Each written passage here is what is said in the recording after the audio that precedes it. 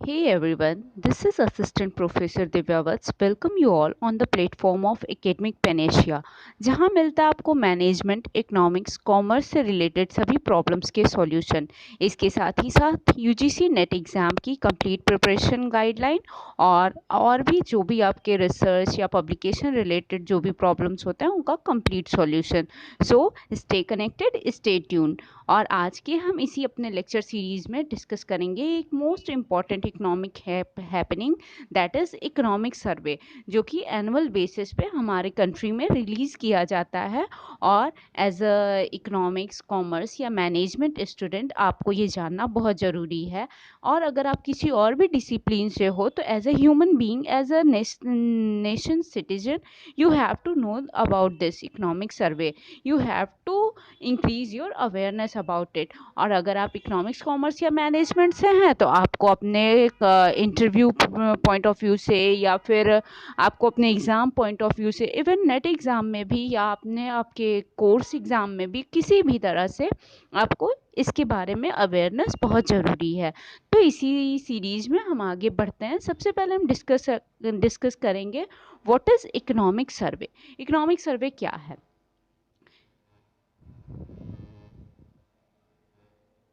किसी भी कंपनी के सॉरी किसी भी कंट्री के एनुअल रिपोर्ट कार्ड को इकोनॉमिक सर्वे के हमारे कंट्री के इकोनॉमिक रिपोर्ट कार्ड को इकोनॉमिक सर्वे के रूप में प्रेजेंट किया जाता है, जिसमें कि ओवरऑल जितने भी हमारे कंट्री में सेक्टर हैं, जनरली इसे 3 सेक्टर में कैटेगराइज किया गया है।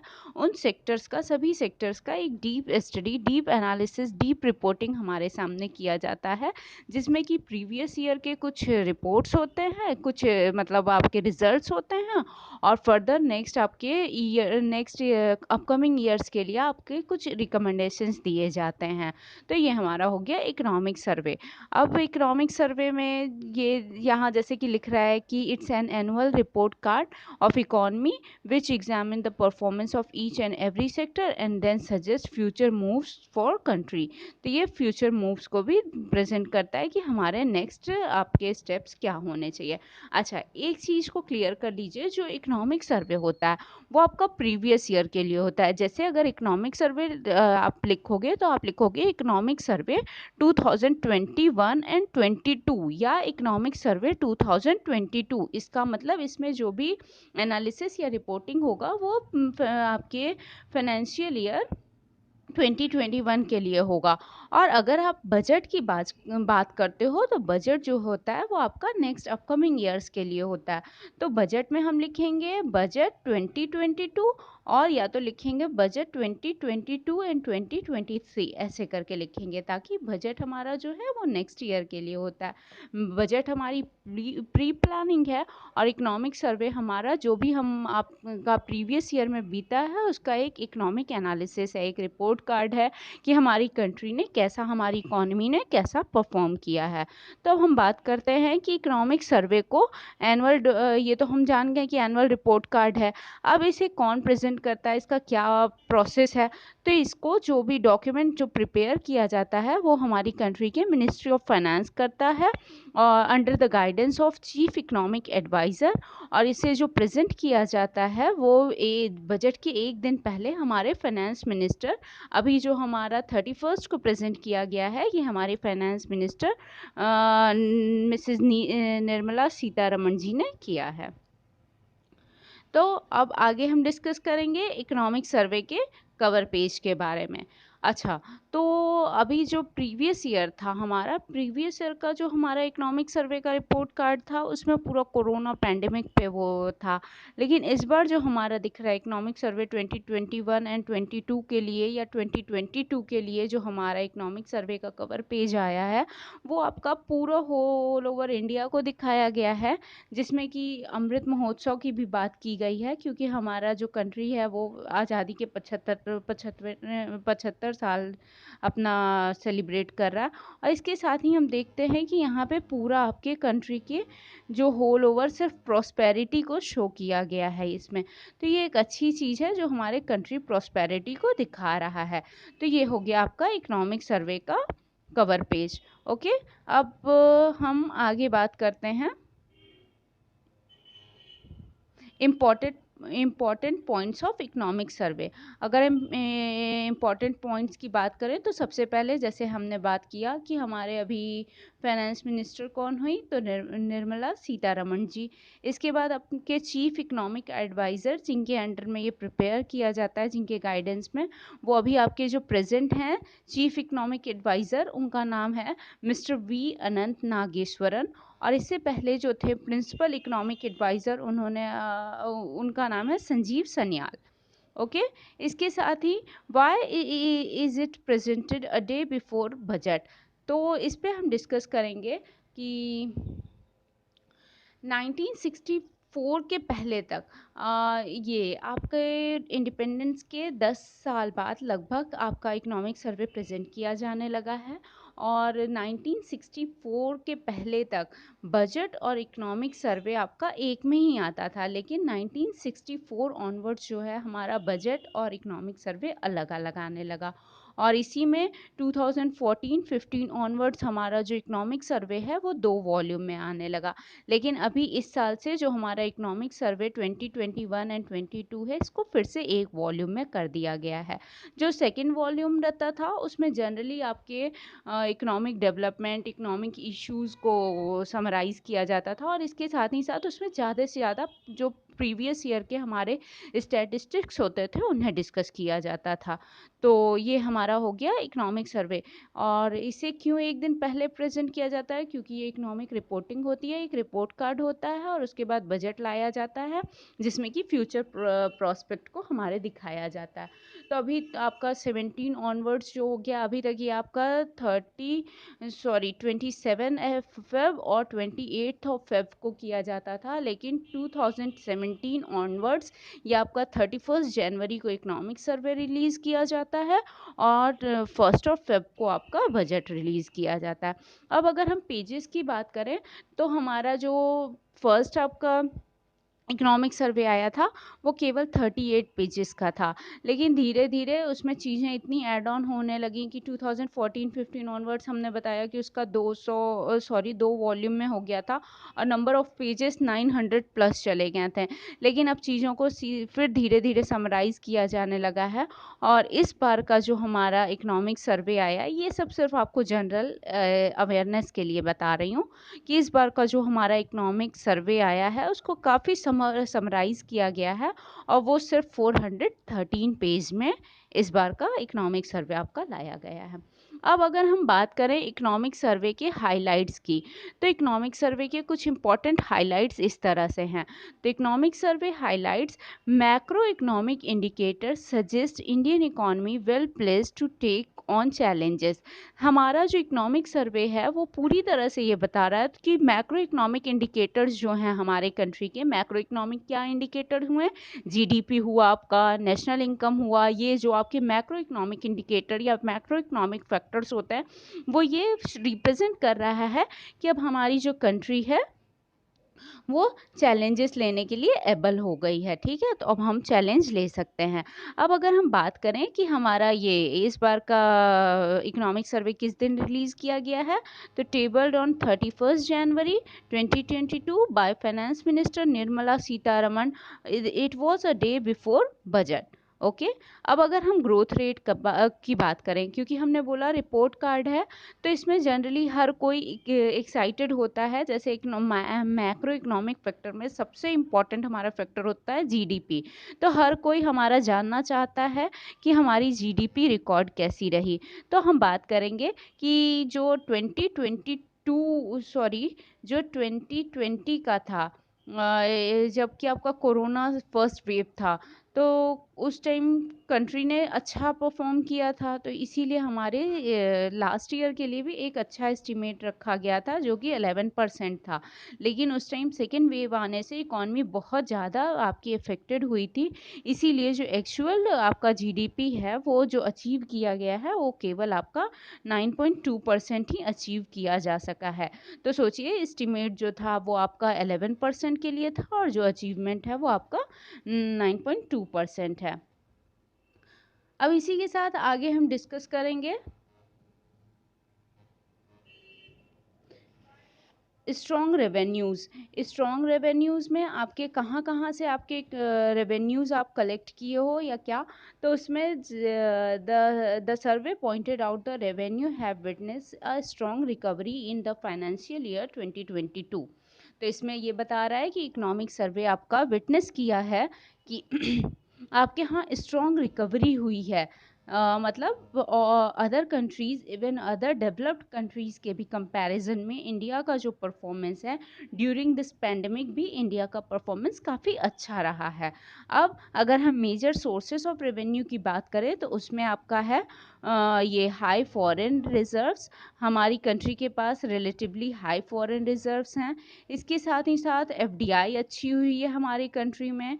इसके साथ ही साथ राइस एक्सपोर्ट, हमारे कंट्री में एक्सपोर्ट्स बहुत ज़्यादा राइज किए गए हैं।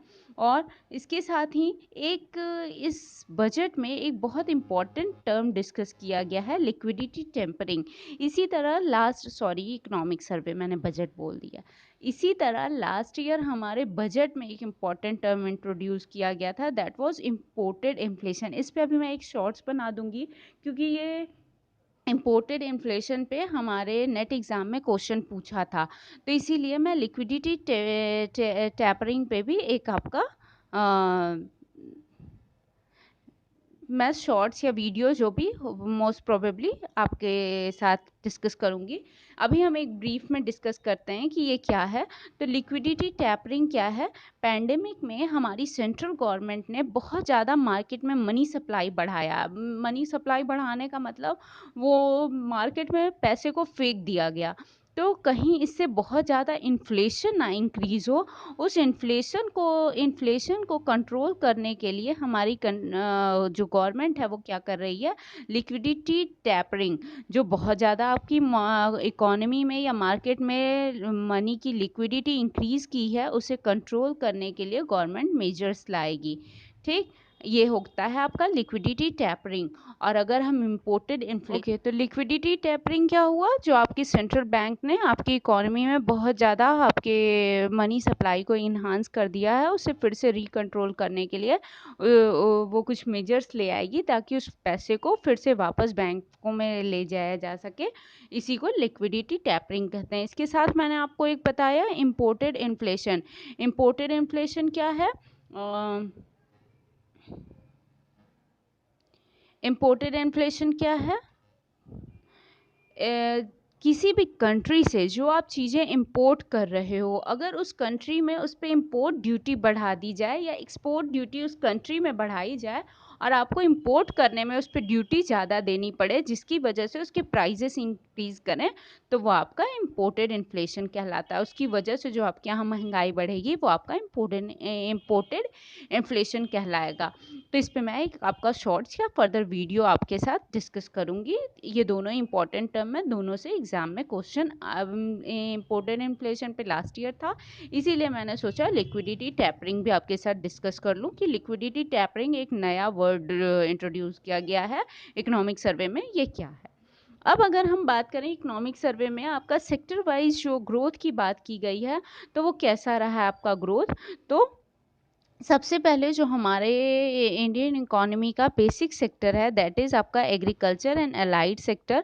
इसमें 2020-21 में जो आपका परसेंटेज ग्रोथ रेट था वो 3.6% था, और 2021 एंड 22 में ये 3.9% था। यहाँ पे हम देखेंगे ये कि सेकेंड वेव में भी या फर्स्ट वेव में भी हमारी जो एग्रीकल्चर एंड अलाइड सेक्टर था, ये सबसे रोबस्ट सेक्टर के रूप में हमारा सामने आया है। मतलब सबसे पॉजिटिव अगर हम रिटर्न देखें तो हमें एग्रीकल्चर से मिला है। और सबसे हमारा जो वर्स्ट सेक्टर हुआ है, जो सबसे हार्ड हिट हुआ है, वो हमारा सर्विस सेक्टर हुआ है। कैसे? आपका टूरिज़्म और जो जितने भी आपके सर्विस सेक्टर था, इवन टीचिंग, ट्यूशन, जो आपके रेस्टोरेंट थे, सबसे ज़्यादा तो हमारा टूरिज़्म सेक्टर प्रभावित हुआ है। इंडिया में टूरिज़्म सेक्टर से भी बहुत ज़्यादा अर्निंग होती थी। तो वो जो आपका लास्ट ईयर, तो फर्स्ट वेव के बाद ह्यूज जो लॉकडाउन लगाया गया था, उसके बाद तो आपका ये माइनस में चला गया था, -8.4। अभी जो है ये आपका पॉजिटिव है, लेकिन अभी कमी है इसका ग्रोथ रेट, दैट इज़ 8.2%। और आपका जो इंडस्ट्रियल सेक्टर है, जिसमें कि आपका माइनिंग मैन्युफैक्चरिंग आता है, ये लास्ट ईयर आपका -7% था, जो कि अभी आपका 11.2 है। और इन सब में हम देखते हैं कि आपका एग्रीकल्चर एंड अलाइड सेक्टर जो था वो आपका मोस्ट रोबस्ट सेक्टर के रूप में आपका रिकॉग्नाइज किया गया है। और आपका जो सर्विस सेक्टर था वो आपका हार्ड हिट हुआ है, इसे वर्स्ट सेक्टर के रूप में आपका रिकॉग्नाइज किया गया है। तो ये आपका सेक्टर वाइज हो गया इकोनॉमिक सर्वे में कैसा आपका ग्रोथ इंडिकेट किया गया। अब इसके बाद अगर हम आगे बात करें फिजिकल डेवलपमेंट की, तो फिजिकल डेवलपमेंट हमारे यहाँ हमारी कंट्री में जो था, the revenue received from the central government during the period of April to November 2021 that was 67.2% year on year. इसमें एक अच्छा ग्रोथ, रेवेन्यू रिसिप्ट में एक अच्छा ग्रोथ देखा गया था, that was 67.2% year on year basis पे। और इसके साथ ही साथ जो ग्रॉस टैक्स रेवेन्यू, जिसमें कि सबसे ज़्यादा गवर्नमेंट ने कलेक्शन किया है, जो कि जीएसटी के थ्रू किया गया है, वो मोर देन 50% आपका ड्यूरिंग अप्रैल टू नवंबर 2021 आपका रिकॉर्ड किया गया था। इसके साथ ही अगर हम सोशल इंफ्रास्ट्रक्चर एंड एम्प्लॉयमेंट की बात करें, तो लास्ट ईयर हमारी कंट्री में अगर आप वैक्सीनेशन को लेके देखें, तो वैक्सीनेशन में एक अच्छा मतलब रिकॉर्ड गवर्नमेंट ने रिकॉर्ड मेंशन किया है, जो कि हमारे यहाँ काफ़ी मेजर, हमारी पॉपुलेशन ह्यूज है, वर्ल्ड की most probably first largest population अभी हो जाएगी, ऐसा मुझे लगता है। नहीं भी तो ऑफिशियली सेकेंड लार्जेस्ट है। तो यहाँ पे आपकी 16 जनवरी तक जो हमारे ये वैक्सीनेशन डोजेस हैं उनका रिकॉर्ड दिया गया है। तो ये भी एक सोशल इंफ्रास्ट्रक्चर के पॉइंट ऑफ व्यू से एक अच्छा इंडिकेशन है। इसके साथ ही साथ गवर्नमेंट ने ये भी शो किया है कि हमारे यहाँ एम्प्लॉयमेंट भी अदर कंट्रीज़ के कंपैरिजन में हमारे यहाँ एम्प्लॉयमेंट की सिचुएशन काफ़ी बेटर रही है। तो ये हमारे लिए एक कुछ पॉजिटिव इंडिकेशंस हैं।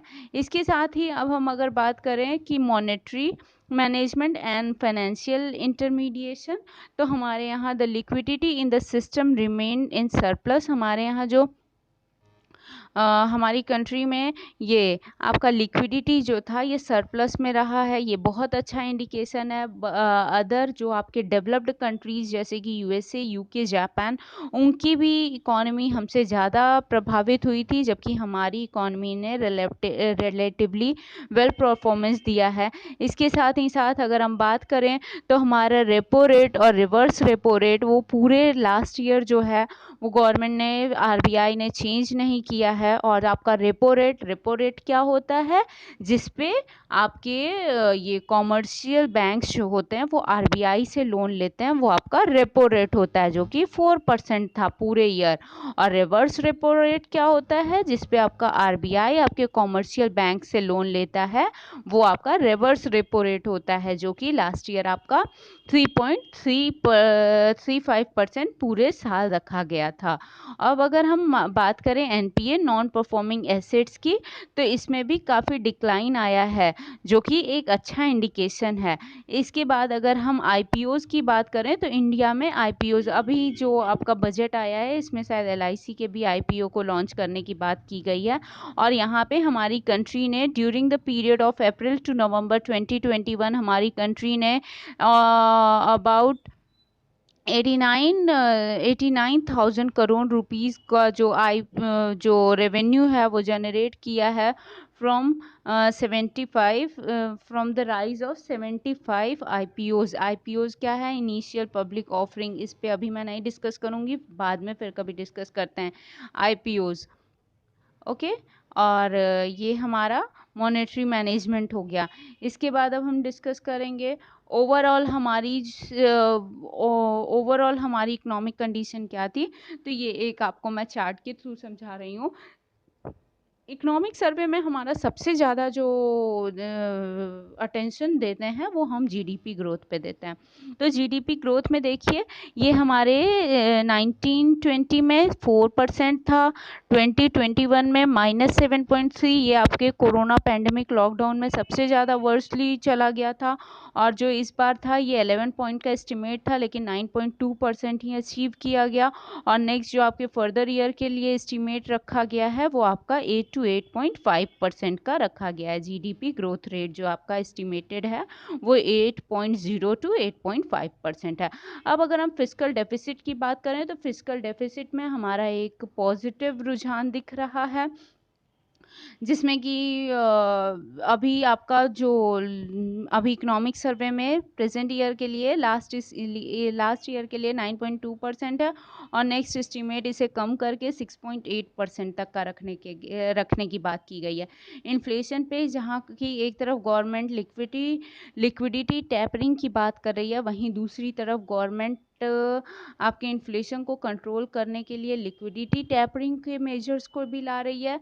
क्यों? क्योंकि हमारे यहाँ जो लास्ट ईयर में आपका सीपीआई यानी कि कंज्यूमर प्राइस इंडेक्स जो था उसके अकॉर्डिंग आपका इन्फ्लेशन बहुत ज़्यादा तो नहीं, उसके अकॉर्डिंग आपका इन्फ्लेशन जो था वो केवल 5.2% था।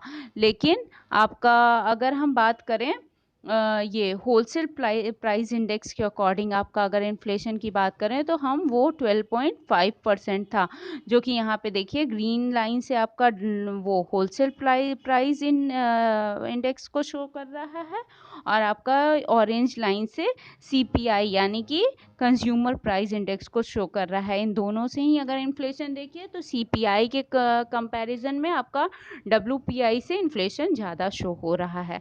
अब इसके बाद अगर हम फॉरेन एक्सचेंज रिजर्व की बात करते हैं तो ये एक बहुत अच्छा इंडिकेशन है कि हमारी कंट्री में लगातार ये इंक्रीजिंग ऑर्डर में शो कर रहा है। और अभी जो आपका ये प्रेजेंट ईयर में इकोनॉमिक सर्वे में इंडिकेट किया गया है वो ये आपका 633.6 आपका यूएस बिलियन डॉलर में आपका रिप्रेजेंट किया गया है। इसके अलावा अब अगर हम सेक्टर वाइज इसमें बात करें तो हमारा सबसे पहले एग्रीकल्चर, फॉरेस्ट्री और फिशिंग यानी कि आपका ये एग्रीकल्चर एंड अलाइड एक्टिविटी में मैंने अभी जैसे बात किया कि ये मोस्ट रोबस्ट सेक्टर आपका शो हुआ है आपके ड्यूरिंग पैंडेमिक और इसमें एक अच्छा ग्रोथ देखने को मिल रहा है। और अभी जो आपका प्रेजेंट ईयर के लिए है वो 3.9% का इसमें ग्रोथ रेट है। अगर हम आपके इंडस्ट्रियल ग्रोथ की बात करें तो इंडस्ट्रियल ग्रोथ आपका लास्ट ईयर में काफ़ी ख़राब था, लेकिन लास्ट ईयर निगेटिव इवेंट चला गया था और प्रीवियस ईयर्स में, और अभी जो है ये आपका जो अभी इकोनॉमिक सर्वे आया है उसमें इसको एक पॉजिटिव इंडिकेशन के साथ 11.8 के ग्रोथ रेट से मेजर किया जा रहा है। इसके अलावा जो सर्विस सेक्टर जो कि हार्डेस्ट हिट हुआ था during this pandemic and lockdown, तो वो लास्ट ईयर तो बहुत वर्स हो गया था, लेकिन इसमें फिर वो तेज़ी से खुद को रिवैम्प करते हुए 8.2% पे पहुंच गया है। ये एक अच्छा इंडिकेशन है। इसके साथ ही ये हमारा ओवरऑल चार्ट ये आपके लिए एक इम्पॉर्टेंट हो जाता है। एक इसे आप डेटा पॉइंट ऑफ व्यू से भी अपने आंसर्स में यूज़ कर सकते हो और आपके कॉम्पिटिटिव एग्जाम्स के लिए भी ये चार्ट एक इम्पॉर्टेंट हो जाता है। तो इसको आप अपना स्क्रीनशॉट ले लो और इस पीडीएफ को मैं शेयर करूँगी अपने टेलीग्राम चैनल पे। ओके अब इसके बाद अगर हम बात करें तो कुछ ग्रोथ को इंडिकेट करते हुए ये जीडीपी से तो हमने देखा कि हाँ जितना टारगेटेड था उतना नहीं, क्योंकि सेकेंड वेव में हमारी कंट्री ज़्यादा इफेक्टेड हुई थी, इसीलिए टारगेटेड जो हमारा 11% जो जीडीपी था उतना तो नहीं अचीव हो पाया, लेकिन 9.2% आपका एक अच्छा ही इंडिकेशन है। टू डिजिट नहीं लेकिन 1 डिजिट में आपका हाईएस्ट पे था। अब अगर इसके साथ ही साथ हम फर्दर ग्रोथ्स की बात करें तो इकोनॉमिक सर्वे में कुछ और भी ग्रोथ इंडिकेटर्स को प्रेजेंट किया गया है, जिसमें कि आपका ये सैटेलाइट फ़ोटो आपका इकोनॉमिक सर्वे में एक रिलीज़ किया गया है। द नाइट टाइम ल्यूमिनियोसिटी मतलब ये सैटेलाइट के थ्रू आपके इंडिया का एक फ़ोटो लिया गया है, जिसमें ये दिखा रहा है कि देखिए ये आपका 2012 में जो आपके ये नाइट टाइम ल्यूमिनोसिटी था वो कितना लो था, और अभी जो आपका ये इस साल का है आपका 2021 के लिए वो कितना हाई है। यानी कि हमारे यहाँ ये नाइट टाइम्स में काम बढ़े हैं, इसका मतलब हमारे यहाँ इंडस्ट्रियलाइजेशन बढ़ा है, हमारी कंट्री में नाइट आवर्स में भी काम बढ़े हैं। तो ये एक पॉजिटिव और ग्रोथ के सिंबल को ग्रोथ आपका इंडिकेट कर रहा है कि हमारे यहाँ पिछले 10 सालों में ग्रोथ इतना ज़्यादा हुआ है, वो आपको खुद ही विजिबल होगा।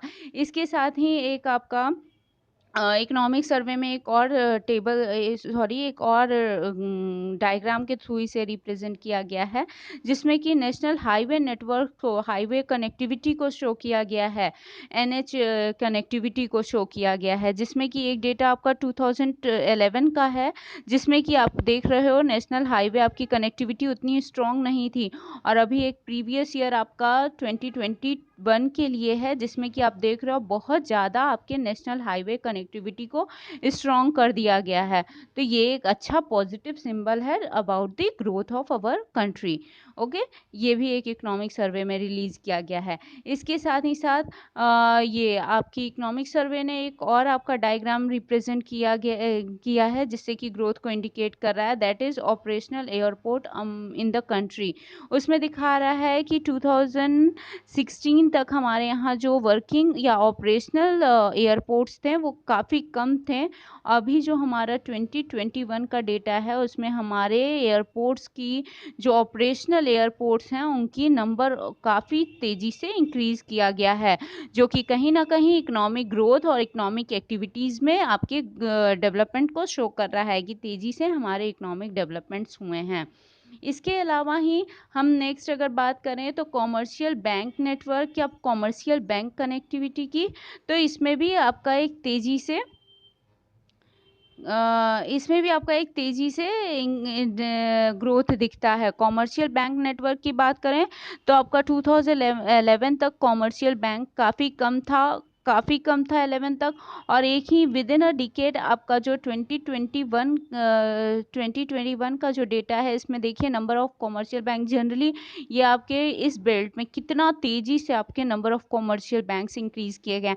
वैसे तो होल ओवर आपके कंट्री में दिख रहा है, लेकिन कुछ सेक्टर में जहां आपके पॉपुलेशन डेंसिटी ज़्यादा है वहां नंबर ऑफ कॉमर्शियल बैंक या बैंकिंग नेटवर्क को और बैंकिंग फंक्शन को भी काफ़ी ज़्यादा इम्प्रूव किया गया है।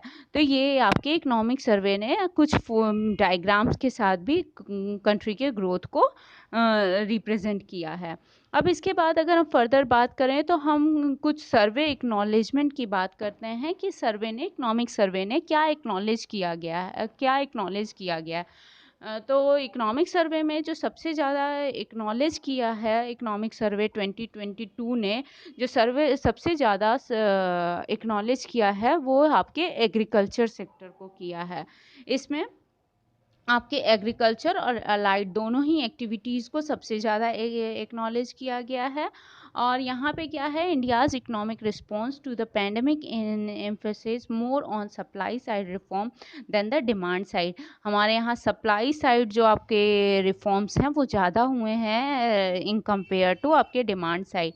इसमें आपका बीपीओज इंक्रीज़ किया है, एमएसएमई में आपका एफडीआई इंक्रीज़ किया गया है, और गवर्नमेंट की तरफ से अभी मैंने बात किया था कि सेंट्रल गवर्नमेंट ने बहुत ज़्यादा मार्केट में मनी सप्लाई लिक्विडिटी बहुत इन्हांस कर दी थी, जिसके लिए अभी इस बार के अब गवर्नमेंट जो है वो लिक्विडिटी टैपरिंग के भी इंस्ट्रूमेंट को अप्लाई करेगी। तो ये सारी चीज़ें यहाँ हो गई। अब अगर हम मोस्ट एक्नॉलेज सेक्टर की बात करें तो वो आपका एग्रीकल्चर एंड अलाइड एक्टिविटी है। तो इसमें क्या है, इसमें आपका अगर हम फार्म सेक्टर की बात करें तो which is the largest employer of workforce, यहाँ से ये सबसे ज़्यादा एम्प्लॉयमेंट जनरेट हुआ है, और ये आपके कुछ ग्रोथ डेवलपमेंट के डेटाज यहाँ पे हैं।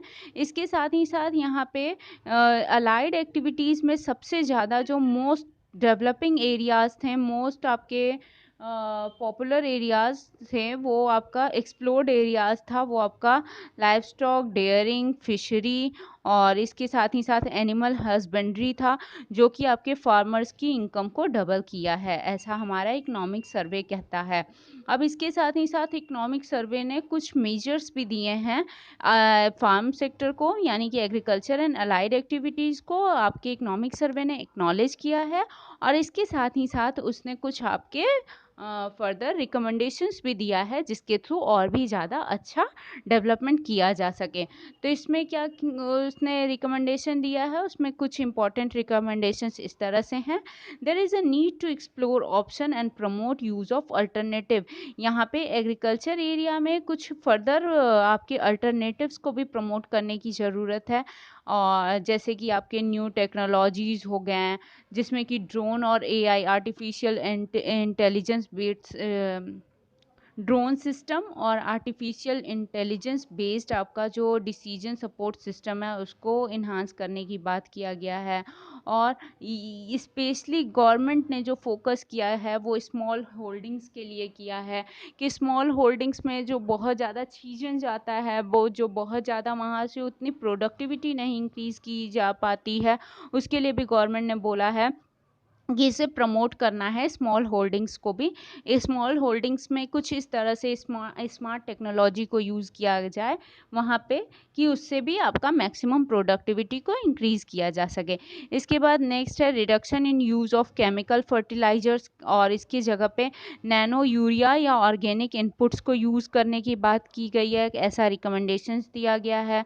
फिर स्टार्टअप्स, जो इनोवेटिव स्टार्टअप्स हैं रिलेटेड टू एग्रीकल्चर एंड आपके ये अलाइड एक्टिविटीज़, उसको भी प्रमोट करने की बात की गई है। अब इसके बाद अगर survey showed that the allied sector including animal husbandry, dairying and fishery are steadily emerging to be high growth sector. हमारे यहाँ एग्रीकल्चर को आपके पैंडेमिक में भी बार बार बोल रही हूँ मोस्ट रिबोस्ट सेक्टर के रूप में रिकॉग्नाइज किया गया है। इसके साथ ही साथ अलाइड एक्टिविटीज़ में एनिमल हस्बेंड्री, डेयरी, फिशरिंग, इसको सबसे ज़्यादा इमर्जिंग एरिया कहा गया है। तो ये हमारा ओवरऑल आपका इकोनॉमिक सर्वे जो था इस बार का, उसकी बात हो गई। अब हम नेक्स्ट वीडियो में अपने मिलते हैं आपको बजट के साथ। आपका बजट जो कि आपका 1 फेब को लॉन्च हुआ है, उससे भी जल्दी ही लेकर आपके साथ आऊँगी। और अगर वीडियो अच्छा लगा हो तो please hit the like button and stay connected. और अगर आप पहली बार आए हो चैनल पे तो please subscribe my channel and stay updated, stay connected. Thank you, thanks for watching.